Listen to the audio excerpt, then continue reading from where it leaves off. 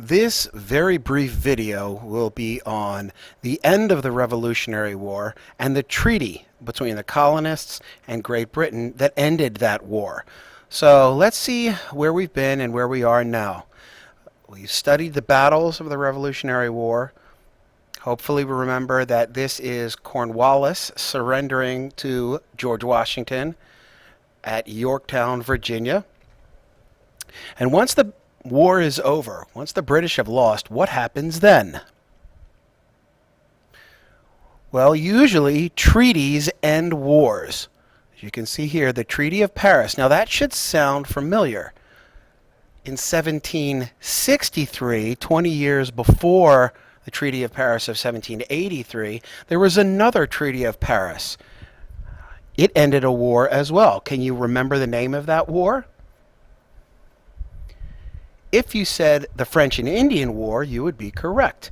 The Treaty of Paris of 1763 ended the French and Indian War.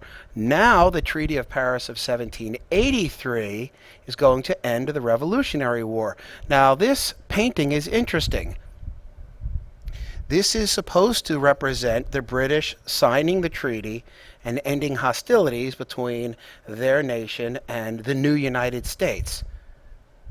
Here are the representatives from the U.S., and this is where the British were supposed to be.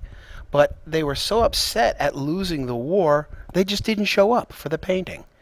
So the painter just left it blank. I think that's an interesting fact. So what did the Treaty of Paris of 1783 actually do? What did it say? What did the British and the Americans agree to? Now, you probably know that when you lose a war, when a nation loses a war, they have to give some things up. You know, that's what happens when you lose.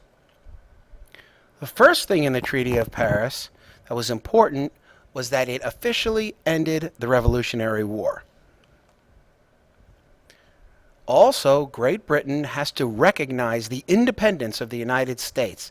Great Britain can no longer tax the U.S., can no longer have military in the U.S. without the permission of American citizens.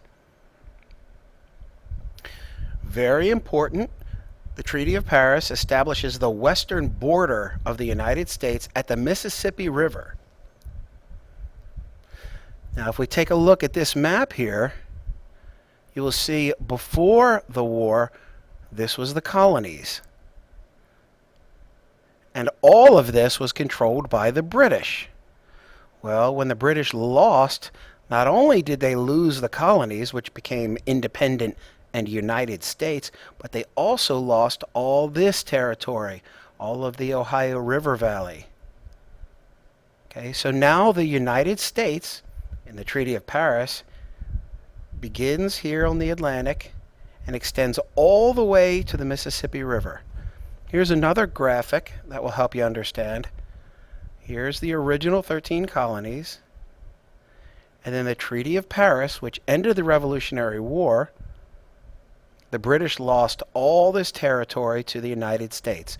So as of 1783, the United States of America follows this border, up the Mississippi River, Canada, and all the way around here. And that's going to become very, very important.